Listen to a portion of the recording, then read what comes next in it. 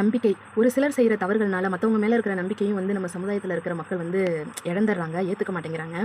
இன்றைக்கி வந்து நாங்கள் கொண்டு போன தண்ணி தீர்ந்து போச்சு. வாட்டர் கேனில் வாங்கியுமே தண்ணி வந்து எங்களுக்கு கட்டுப்படி ஆகலை. சரி ஒரு கேன் எடுத்துடலான்னு சொல்லிட்டு பக்கத்தில் எங்கேயாவது கேன் கிடைக்குமான்னு சொல்லி தேடி பார்த்தா ஒரு ஹோட்டலில் வந்து கேன் கிடைச்சிது.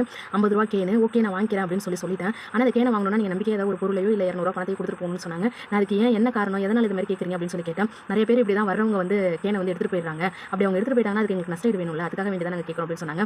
ஐயோ நான் அப்படியெல்லாம் பண்ண மாட்டேன், நான் திருப்பி கொண்டு வந்து கொடுத்துருவேன் அப்படின்னு சொன்னேன். இருந்தாலும் அவங்க நம்பதுக்கு தயாரா இல்லை. என்கிட்ட 200 ரூபா பணம்லாம் கிடையாது, நான் கையில் போட்டுருக்க வாட்ச் தான் இருக்குது, அதனால அந்த வாட்சை வச்சுக்கோங்க அப்படின்னு சொன்னால் அவங்களும் அக்செப்ட் பண்ணிக்கிட்டாங்க.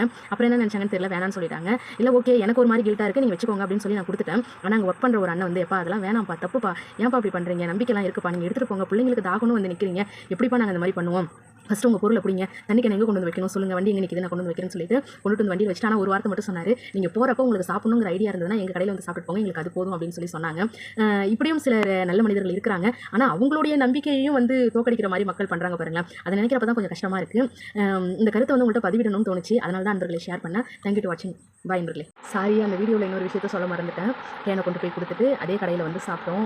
நான் தேங்க்யூ சொன்னேன் உங்களுக்கு, தேங்க்ஸ் நான் எங்களை நம்பி கொடுத்ததுக்கு அப்படின்னு சொல்லிட்டு. அவங்க தான் வாட்டர் கேனை திரும்ப கொண்டு வந்து கொடுத்ததுக்கு உங்களுக்கு நன்றிப்பா அப்படின்னு சொல்லி சொன்னாங்க.